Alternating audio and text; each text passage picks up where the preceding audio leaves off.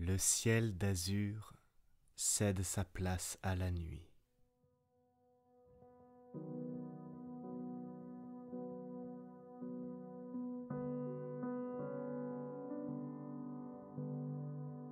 Le froid emplit l'espace et tout autour de toi est un pays de glace.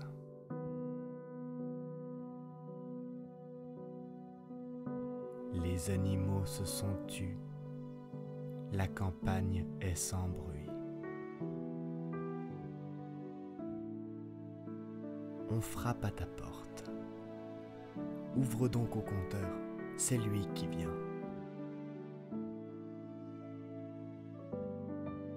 Contre un bol de soupe et un peu de pain, assis au coin du feu, quand le hibou ulule, il te dira les récits du crépuscule.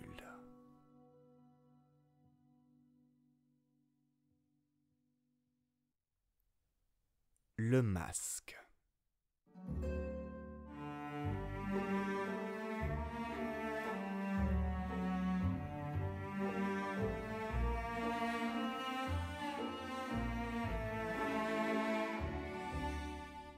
Il y avait bal costumé à l'Élysée-Montmartre ce soir-là.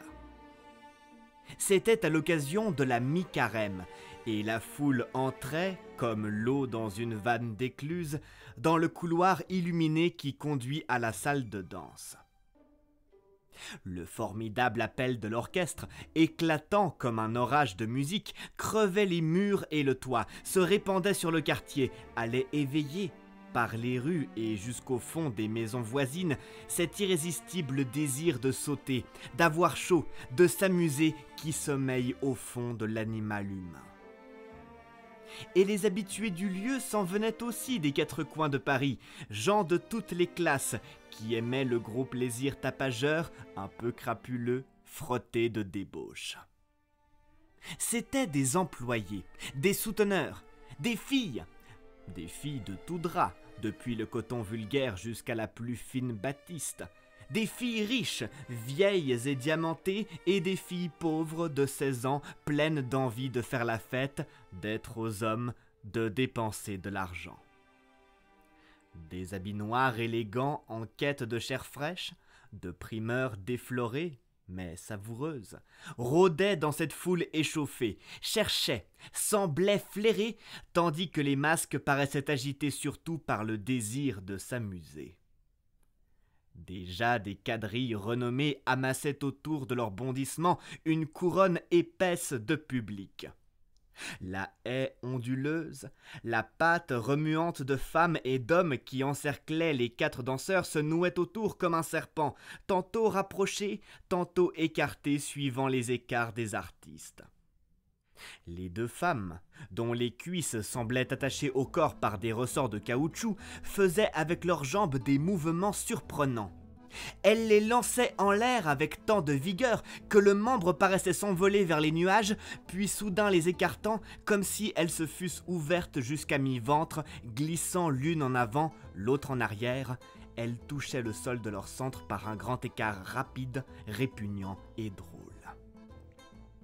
Leurs cavaliers bondissaient, tricotaient des pieds, s'agitaient, les bras remués et soulevés comme des moignons d'ailes sans plumes, et on devinait sous leurs masques leur respiration essoufflée.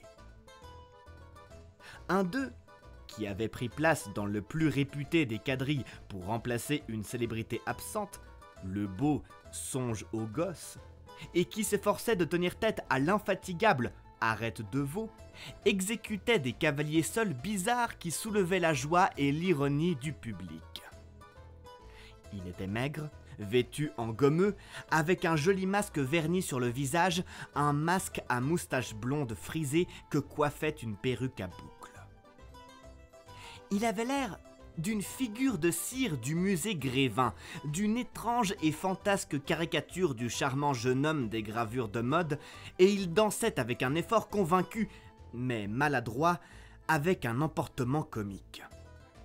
Il semblait rouillé à côté des autres, en essayant d'imiter leur gambade. Il semblait perclus, lourd, comme un roquet jouant avec des lévriers. Des bravos moqueurs l'encourageaient.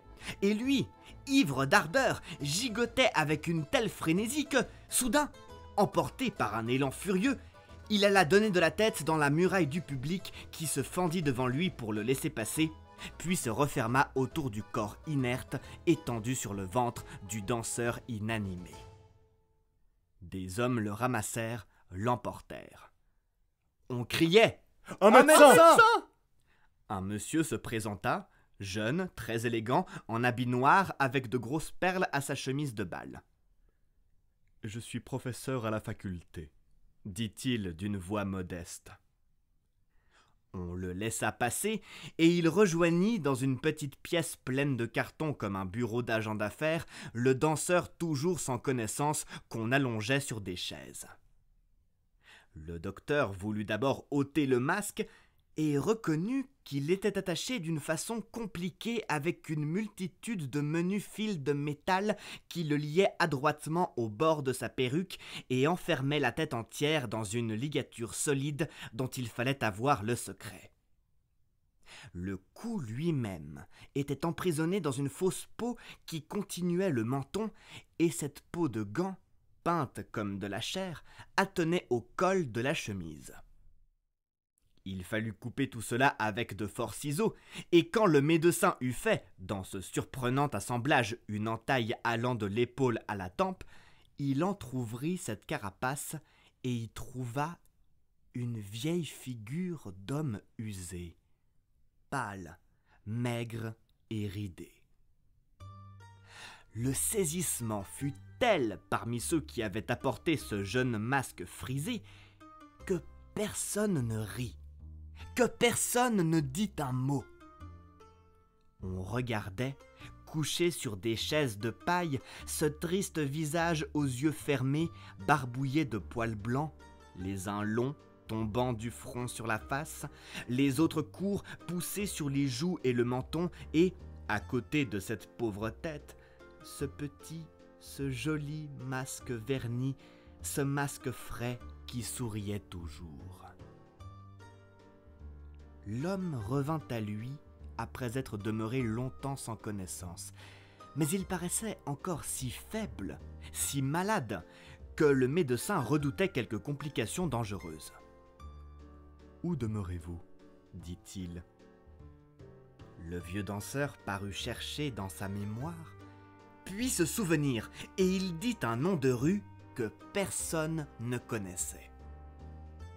Il fallut donc lui demander encore des détails sur le quartier. Il les fournissait avec une peine infinie, avec une lenteur et une indécision qui révélaient le trouble de sa pensée. Le médecin reprit « Je vais vous reconduire moi-même. » Une curiosité l'avait saisi de savoir qui était cet étrange baladin, de voir où gîtait ce phénomène sauteur. Et un fiacre bientôt les emporta tous deux de l'autre côté des buttes Montmartre. C'était dans une haute maison d'aspect pauvre, où montait un escalier gluant, une de ces maisons toujours inachevées, criblées de fenêtres, debout entre deux terrains vagues, niches crasseuses où habite une foule d'êtres guenilleux et misérables. Le docteur, cramponné à la rampe, tige de bois tournante où la main restait collée, soutint jusqu'au 4e étage le vieil homme étourdi qui reprenait des forces. La porte à laquelle ils avaient frappé s'ouvrit, et une femme apparut, vieille aussi, propre, avec un bonnet de nuit bien blanc encadrant une tête osseuse, aux traits accentués, une de ces grosses têtes bonnes et rudes des femmes d'ouvriers, laborieuses et fidèles. Elle s'écria « Mon Dieu, qu'est-ce qu'il a eu ?» Lorsque la chose eut été dite en 20 paroles, elle se rassura et rassura le médecin lui-même en lui racontant que, souvent déjà, pareille aventure était arrivée. « Faut le coucher, monsieur, rien autre chose, il dormira, et demain n'y paraîtra plus. » Le docteur reprit « Mais c'est à peine s'il peut parler. »« Oh, c'est rien, un peu de boisson, pas autre chose. Il n'a pas dîné pour être souple, et puis il a bu 2 vertes pour se donner de l'agitation. La verte, voyez-vous, ça lui refait les jambes, mais ça lui coupe les idées et les paroles. Ça n'est plus de son âge de danser comme il fait. Non vrai, c'est à désespérer qu'il ait jamais une raison. Le médecin, surpris, insista. Mais pourquoi danse-t-il d'une pareille façon, vieux comme il est? Elle haussa les épaules, devenue rouge sous la colère qui l'excitait peu à peu. Ah, oui, pourquoi? Parlons-en! Pour qu'on le croie jeune sous son masque, pour que les femmes le prennent encore pour un godelureau et lui disent des cochonneries dans l'oreille, pour se frotter à leur peau, à toute leur sale peau avec leurs odeurs et leurs poudres et leurs pommades. Ah, c'est du propre! Allez, j'en ai eu une vie, moi, monsieur. Depuis 40 ans que cela dure. Mais faut le coucher d'abord pour qu'il ne prenne pas mal. Ça ne vous ferait-il rien de m'aider? Quand il est comme ça, je n'en finis pas toute seule. Le vieux était assis sur son lit, l'air ivre, ses longs cheveux blancs tombés sur le visage. Sa compagne le regardait avec des yeux attendris et furieux. Elle reprit « Regardez s'il n'a pas une belle tête pour son âge. Il faut qu'il se déguise en polisson pour qu'on le croie jeune. Si c'est pas une pitié. Vrai qu'il a une belle tête, monsieur. Attendez, je vais vous la montrer avant de le coucher. » Elle alla vers une table qui portait la cuvette, le pot à eau, le savon, le peigne et la brosse. Elle prit la brosse, puis revint vers le lit et, relevant toute la chevelure emmêlée du pochard, elle lui donna, en quelques instants, une figure de modèle de peintre, à grandes boucles tombant sur le cou. Puis, reculant afin de le contempler, « Vrai qu'il est bien pour son âge. » « Très bien, » affirma le docteur qui commençait à s'amuser beaucoup. Elle ajouta « Et si vous l'aviez connu quand il avait 25 ans? Mais faut le mettre au lit. Sans ça, ses vertes lui tourneraient dans le ventre. Tenez, monsieur, voulez-vous tirer sa manche? Plus haut? Comme ça. Bon, la culotte maintenant. Attendez, je vais lui ôter ses chaussures. C'est bien. À présent, tenez-le debout pour que j'ouvre le lit. Voilà. Couchons-le. Si vous croyez qu'il se dérangera tout à l'heure pour me faire de la place, vous vous trompez. Faut que je trouve mon coin, moi. N'importe où. Ça ne l'occupe pas. Ah, jouisseur, va. Dès qu'il se sentit étendu dans ses draps, le bonhomme ferma les yeux, les rouvrit, les ferma de nouveau, et dans toute sa figure satisfaite apparaissait la résolution énergique de dormir. Le docteur, en l'examinant avec un intérêt sans cesse accru, demanda « Alors il va faire le jeune homme dans les bals costumés ?»« Dans tous, monsieur. Et il me revient au matin dans un état qu'on ne se figure pas. Voyez-vous, c'est le regret qui le conduit là et qui lui fait mettre une figure de carton sur la sienne. Oui, le regret de n'être plus ce qu'il a été, et puis de n'avoir plus ses succès. » Il dormait maintenant et commençait à ronfler. Elle le contemplait d'un air apitoyé, et elle reprit « Ah, il en a eu des succès, cet homme-là. Plus qu'on ne croirait, monsieur.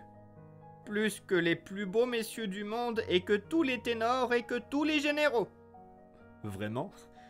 Que faisait-il donc? Oh, ça va vous étonner d'abord, vu que vous ne l'avez pas connu dans son beau temps. Moi, quand je l'ai rencontré, c'était à un bal aussi, car il les a toujours fréquentés. J'ai été prise en l'apercevant, mais prise comme un poisson avec une ligne. Il était gentil, monsieur. Gentil à faire pleurer quand on le regardait. Brun comme un corbeau et frisé, avec des yeux noirs aussi grands que des fenêtres. Ah oui, c'était un joli garçon. Il m'a emmené ce soir-là, et je ne l'ai plus quitté. Jamais, pas un jour, malgré tout. Oh, il m'en a fait voir de dur.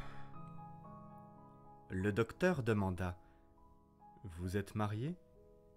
Elle répondit simplement « Oui, monsieur. Sans ça, il m'aurait lâché comme les autres. J'ai été sa femme et sa bonne, tout ce qu'il a voulu.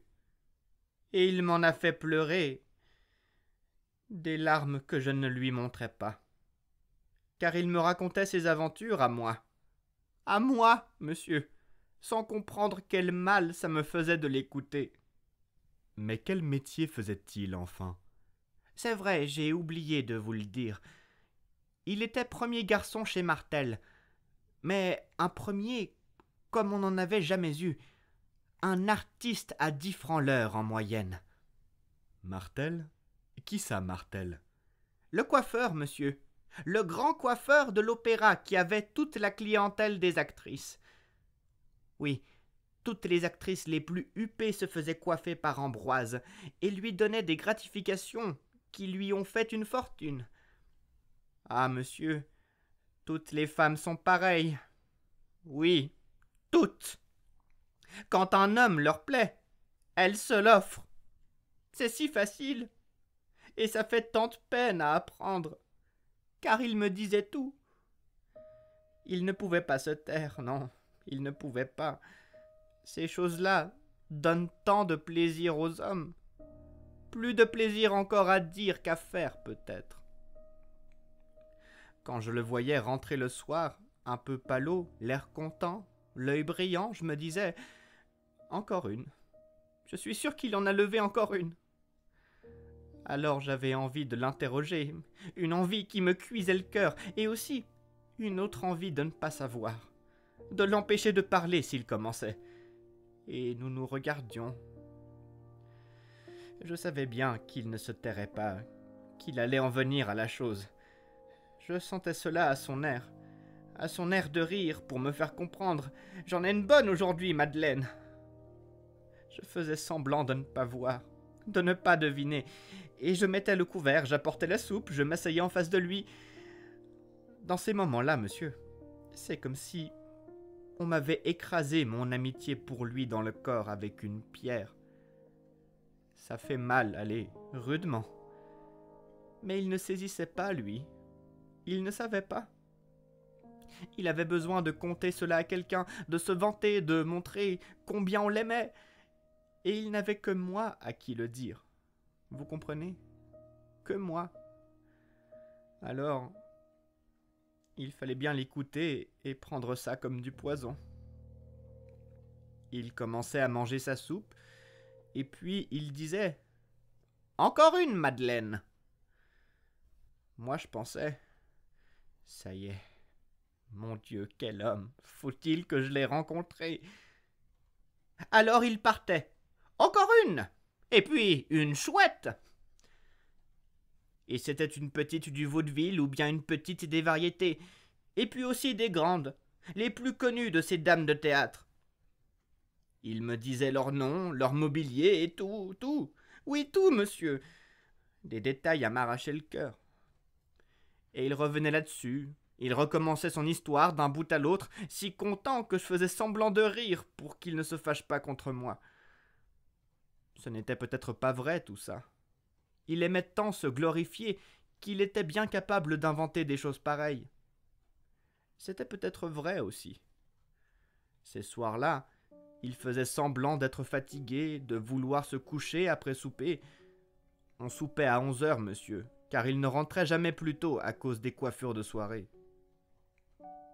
Quand il avait fini son aventure, il fumait des cigarettes en se promenant dans la chambre, et il était si joli garçon, avec sa moustache et ses cheveux frisés, que je pensais « C'est vrai tout de même ce qu'il raconte, puisque j'en suis folle, moi, de cet homme-là. Pourquoi donc les autres n'en seraient-elles pas aussi toquées ?» Ah, j'en ai eu des envies de pleurer et de crier, et de me sauver, et de me jeter par la fenêtre, tout en desservant la table pendant qu'il fumait toujours. Il bâillait en ouvrant la bouche pour me montrer combien il était là, et il disait 2 ou 3 fois avant de se mettre au lit « Dieu, que je dormirai bien cette nuit !» Je ne lui en veux pas, car il ne savait point combien il me peinait. Non, il ne pouvait pas le savoir. Il aimait se vanter des femmes comme un paon qui fait la roue. Il en était arrivé à croire que toutes le regardaient et le voulaient. Ça a été dur quand il a vieilli. Oh, monsieur, quand j'ai vu son premier cheveu blanc, j'ai eu un saisissement à perdre le souffle. Et puis, une joie, une vilaine joie, mais si grande, si grande. Je me suis dit, c'est la fin, c'est la fin. Il m'a semblé qu'on allait me sortir de prison. Je l'aurais donc pour moi toute seule quand les autres n'en voudraient plus. C'était un matin, dans notre lit, il dormait encore, et je me penchais sur lui pour le réveiller en l'embrassant, lorsque j'aperçus dans ses boucles, sur la tempe, un petit fil qui brillait comme de l'argent. Quelle surprise! Je n'aurais pas cru cela possible. D'abord j'ai pensé à l'arracher pour qu'il ne le vît pas, lui. Mais en regardant bien, j'en aperçus un autre plus haut. Des cheveux blancs! Il allait avoir des cheveux blancs! J'en avais le cœur battant et une moiteur à la peau. Pourtant, j'en étais bien contente au fond. C'est laid de penser ainsi. Mais j'ai fait mon ménage de bon cœur ce matin-là, sans le réveiller encore. Et quand il eut ouvert les yeux, tout seul, je lui dis « Sais-tu ce que j'ai découvert pendant que tu dormais ?»« Non. »« J'ai découvert que tu as des cheveux blancs. » Il eut une secousse de dépit qui le fit asseoir comme si je l'avais chatouillé, et il me dit d'un air méchant « C'est pas vrai !»« Oui, sur la tempe gauche. Il y en a 4. » Il sauta du lit pour courir à la glace. Il ne les trouvait pas. Alors je lui montrai le premier, le plus bas, le petit frisé, et je lui disais « Ça n'est pas étonnant avec la vie que tu mènes. D'ici à 2 ans, tu seras fini. » Eh bien, monsieur, j'avais dit vrai. 2 ans après, on ne l'aurait pas reconnu. Comme ça change vite un homme. Il était encore beau garçon, mais il perdait de sa fraîcheur, et les femmes ne le recherchaient plus. Ah, j'en ai mené une dure d'existence, moi, en ce temps-là. Il m'en a fait voir de cruels. Rien ne lui plaisait, rien de rien. Il a quitté son métier pour la chapellerie, dans quoi il a mangé de l'argent, et puis il a voulu être acteur sans y réussir, et puis il s'est mis à fréquenter les bals publics. Enfin, il a eu le bon sens de garder un peu de bien dont nous vivons. Ça suffit, mais ça n'est pas lourd. Dire qu'il a eu presque une fortune à un moment. Maintenant, vous voyez ce qu'il fait. C'est comme une frénésie qu'il tient. Faut qu'il soit jeune. Faut qu'il danse avec des femmes qui sentent l'odeur et la pommade. Pauvre vieux chéri, va. Elle le regardait, émue, prête à pleurer son vieux mari qui ronflait. Puis, s'approchant de lui à pas légers, elle mit un baiser dans ses cheveux. Le médecin s'était levé et se préparait à s'en aller, ne trouvant rien à dire devant ce couple bizarre. Alors, comme il partait, elle demanda « Voulez-vous tout de même me donner votre adresse ? S'il était plus malade, j'irai vous chercher. »